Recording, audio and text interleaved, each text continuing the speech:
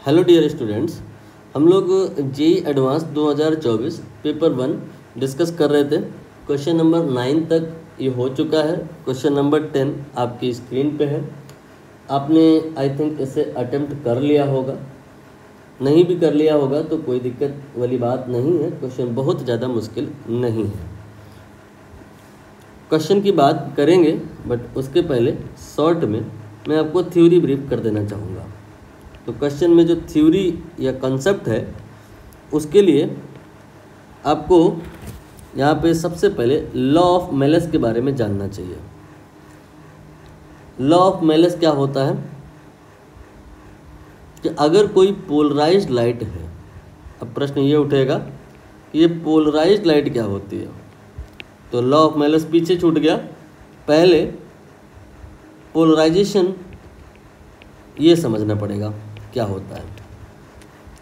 Suppose करिए ये आपके पास में एक कोई बल्ब है, ये लाइट एमिट कर रहा है। एक रे ऑफ लाइट आपने कंसीडर कर ली। यहाँ पर आपने कोई दो पॉइंट लिए। जैसा कि आप जानते हैं कि लाइट एक ईएम वेव है, तो इसमें इलेक्ट्रिक फील्ड भी होती है, मैग्नेटिक फील्ड भी होती है। तो electric field at point A अगर हम बात करें तो रे के परपेंडिकुलर हो सकती है, इधर भी हो सकती है, और ज़रूरी नहीं इधर ही हो, इधर भी हो सकती है। ऐसे ही बी पर इधर भी हो सकती है, इधर भी हो सकती है। तो अनपोलराइज्ड लाइट में क्या रहता है कि ये जो ई वेक्टर्स होते हैं, बी वेक्टर की भी बात कर सकते हैं, ये रैंडम होते हैं। ऐसा नहीं रहता कि ये सारे जो ई वेक्टर हैं इनको मिला दो आप तो एक प्लेन बन जाए। एक यहाँ हो गया, एक यहाँ हो गया, अगला कोई पॉइंट होगा तो हो सकता है वो इन दोनों के ही परपेंडिकुलर जेड एक्सेस में हो जाए, या एक ही पॉइंट पर कभी इधर कभी इधर कभी इधर कभी इधर, कोई रूल नहीं है, रैंडम हो गया। तो ई वेक्टर का ऑसिलेशन जो अगर रैंडम है तो इस परिस्थिति में लाइट को अनपोलराइज्ड कहा जाता है। अब बात आएगी कि पोलराइज्ड लाइट क्या होता है। अगर आपके पास में एक रे ऑफ लाइट ऐसी है, कैसी कि इसमें कोई पॉइंट आपने ए लिया, कोई पॉइंट बी लिया, कोई पॉइंट सी लिया, इनमें इलेक्ट्रिक फील्ड परपेंडिकुलर होगी रे ऑफ लाइट के, लेकिन एक पैटर्न है, सारे ई वेक्टर पैरेलल हैं, इनको मिला दें तो एक प्लेन बनेगा। और ये ई वेक्टर रैंडम नहीं है, चेंज नहीं हो रहे हैं। क्लियर हुआ? तो इस प्रकार की जो लाइट है इसको पोलराइज्ड कहा जाएगा। मोर प्रिसाइसली अगर कहें तो इसको प्लेन पोलराइज्ड कहेंगे, क्योंकि सारे ई वेक्टर यहाँ पर जो हैं ज्वाइन कर देने पर एक प्लेन आपको मिल रहा है। अब प्रश्न उठेगा कि नेचुरली बल्ब से हमें इस प्रकार की लाइट तो नहीं मिली है। एक्चुअली बल्ब के अंदर एटॉमिक ट्रांजिशन आप इमेजिन कर सकते हो।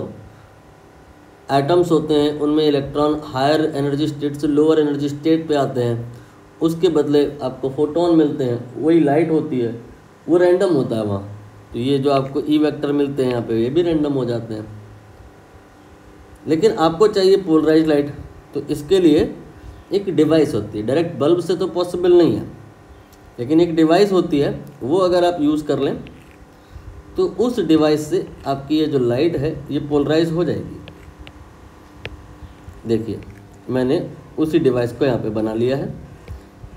सिंपल यहाँ पे आप कह सकते हो कि हमने एक रेक्टेंगल बनाया है, आप डिस्क भी बना सकते हो।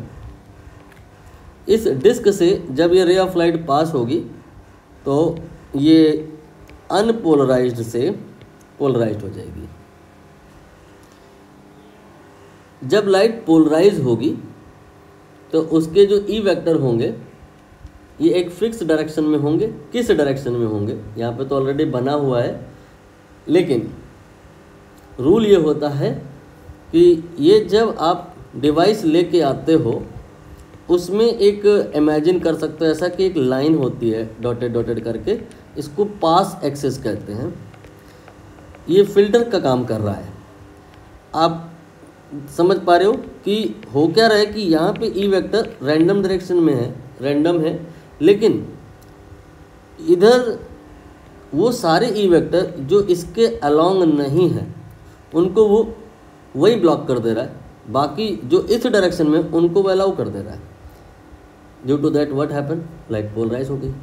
इस डिवाइस को पोलराइजर भी कहते हैं, ठीक है, पोलराइजर।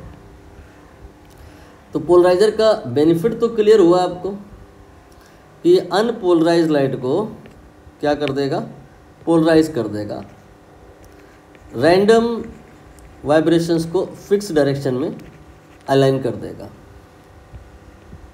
ये तो एडवांटेज है। एक डिसएडवांटेज भी है।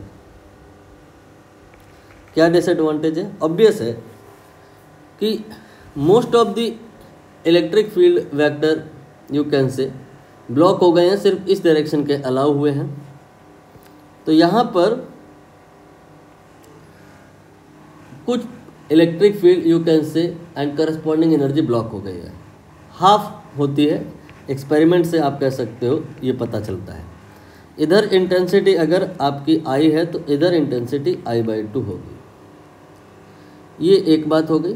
दूसरी बात जो आपको जाननी है वो क्या, कि ये जो पोलराइज़र है इसे आप एनालाइज़र के तौर पे भी यूज़ कर सकते हैं। ये क्या बात हुई? ये हम लोग धीरे धीरे लॉ ऑफ मेलस की तरफ आ गए। यहाँ पर अब हम पोलराइज़र को पूरा 3D में नहीं बनाएंगे, एक लाइन से रिप्रेजेंट कर लेंगे।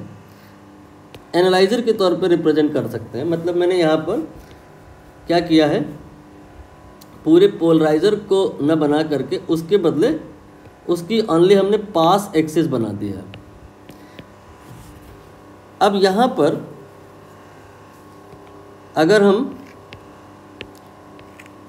दो पोलराइज़र लगाएं और इधर पे अनपोलराइज लाइट लेके आएँ तो यहाँ पे आपको पोलराइज लाइट मिलेगी। इंटेंसिटी I0 अगर है यहाँ पे तो I0/2 हो जाएगी। मैंने इसको ही I मान लिया। और इधर जो पोलराइज लाइट मिलेगी उसमें जो ई वेक्टर के ऑसिलेशन होंगे वो इस पोलराइज़र के पास एक्सिस के अलोंग होंगे। अभी जो आपका नेक्स्ट पोलराइज़र लगा है इसकी जो पास एक्सिस है वो पैरेलल है पहले वाले के, लेकिन आफ्टर सम टाइम ये पैरेलल नहीं रहेगी। ये 90 डिग्री रोटेट भी हो सकती है। जो 90 डिग्री रोटेट हो जाएगी तो आप देखोगे क्या कि यहाँ तो इंटेंसिटी मिल ही नहीं रही है, डार्क। फिर इसके बाद अगर आप वापस इसको रोटेट करो, ओरिजिनल फॉर्म में लेके आओ, तो इंटेंसिटी वापस इसकी आई हो जाएगी। बीच में अगर कोई एक एंगल कंसीडर किया जाए, सपोज करिए ये एंगल थीटा है, तो यहाँ पर जो इंटेंसिटी होती है वो होती है I0 cos स्क्वायर थीटा। फार्मूले से आप वेरीफाई भी कर लो। थीटा अगर 0 रखो, जो सेकंड पोलराइज़र है इसे एनालाइज़र भी कहा जाएगा अब, क्योंकि ये एनालाइज कर रहा है। क्या एनालाइज कर रहा है कि थीटा के साथ इंटेंसिटी किस प्रकार से वेरी करती है। तो थीटा जो अगर 0 रख रहे हो आप, तो जितना इंटेंसिटी है यहाँ पे उतना ही मिलेगा यहाँ पे। बट अगर ऐसा नहीं है, थीटा 90 हो गया सपोज, तो यहाँ रख के देख लो 0 हो जाएगा। ये law of Malus you can say उसका फॉर्मूला हो गया। एक बात मैंने गड़बड़ कर दी है यहाँ पे, ये I0 मैंने जानबूझ के लिखा है। कुछ लोग यहाँ पर करते क्या हैं कि I0 लिखते हैं, तो फिर यहाँ पे 2I0 लिखा जाना चाहिए, तब तो ये फॉर्मूला सही है, नहीं तो गलत है। क्या मतलब है, let me explain in detail, नहीं तो कन्फ्यूज़न बनी रहेगी। ये जो एनालाइज़र है इसके आउटपुट पर जो इंटेंसिटी होती है, इसके आउटपुट पर जो इंटेंसिटी होती है वो input intensity multiplied by cos square theta होता है। ऐसे याद कर लो। अब एग्जामिनर कंफ्यूज कराएगा तो अब कंफ्यूज नहीं होंगे।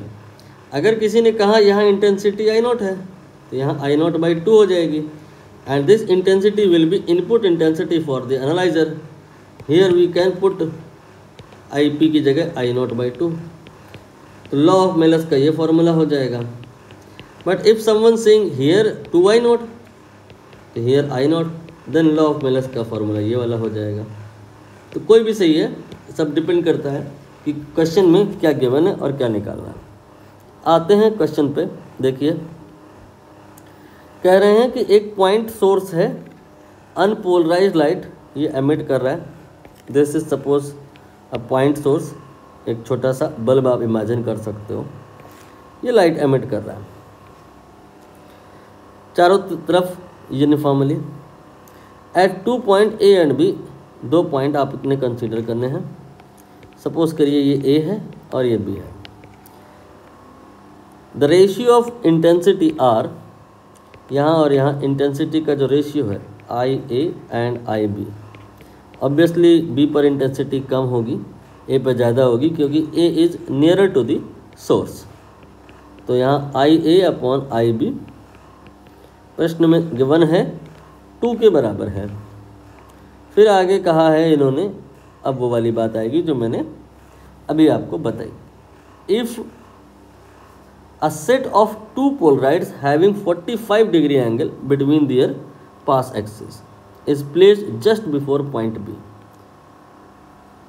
मतलब बी के जस्ट पहले भी इंटेंसिटी होगी तो लगभग उतनी ही ना, just before, just after, at that point, बात तो लगभग वही है ना। लिमिट कंटिन्यूटी वाले चैप्टर पे चले जाओ, अगर कोई पर्टिकुलर पॉइंट पे चीज़ें कंटिन्यूअस हैं तो लेफ्ट हैंड वैल्यू और right hand value and value eight that point ये एक ही बात है। तो जस्ट बिफोर समझाने के लिए मैं थोड़ा ज़्यादा ही बिफोर बना ले रहा हूँ, मैंने इसको बी माइनस लिख दिया, इंटेंसिटी आई बी है।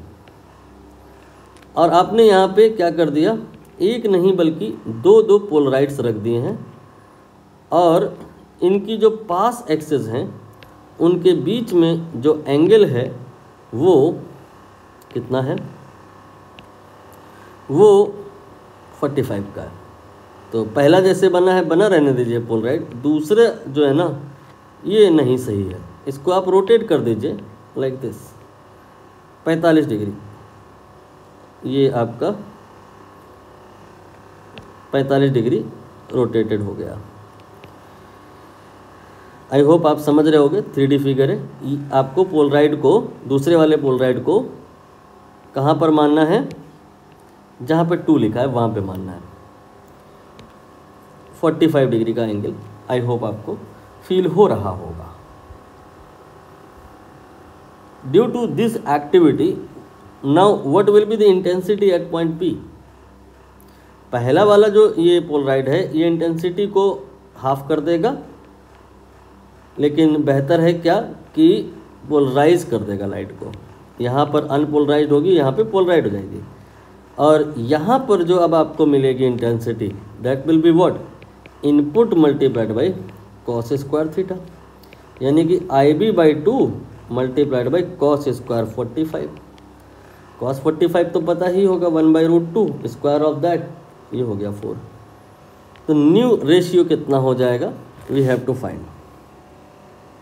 मैंने R' मान लिया न्यू रेशियो, तो ये हो जाएगा IA डिवाइडेड बाई IB की वैल्यू रिड्यूस होकर के IB/4 हो चुकी है, IB डिवाइड बाई 4। तो 4IA अपॉन IB ये आपका ओरिजिनल रेशियो था।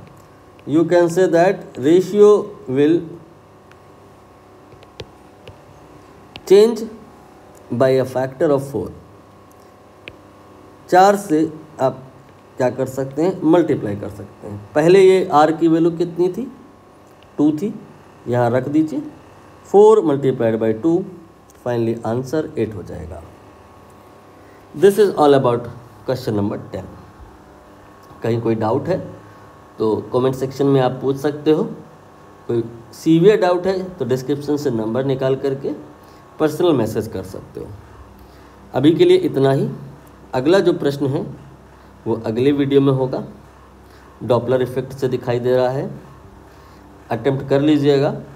ये भी क्वेश्चन डूएबल है, एडवांस में इस तरह के क्वेश्चन आते हैं और ये आपको स्कोर देते हैं जे एडवांस में स्कोर नहीं होता, वहाँ सिलेक्शन होता है सीधे, थोड़ा सा भी स्कोर हुआ मीन्स वो सिलेक्ट हुए आप। तो ये Doppler effect you can say, आप लोग पूछते रहते हैं ना कि इम्पॉर्टेंट टॉपिक बता दो, one of the important topic here, important तो और भी हैं लेकिन इसका नाम मैं इसलिए ले रहा हूँ क्योंकि ये इजी भी है। नेक्स्ट वीडियो में इसको करेंगे।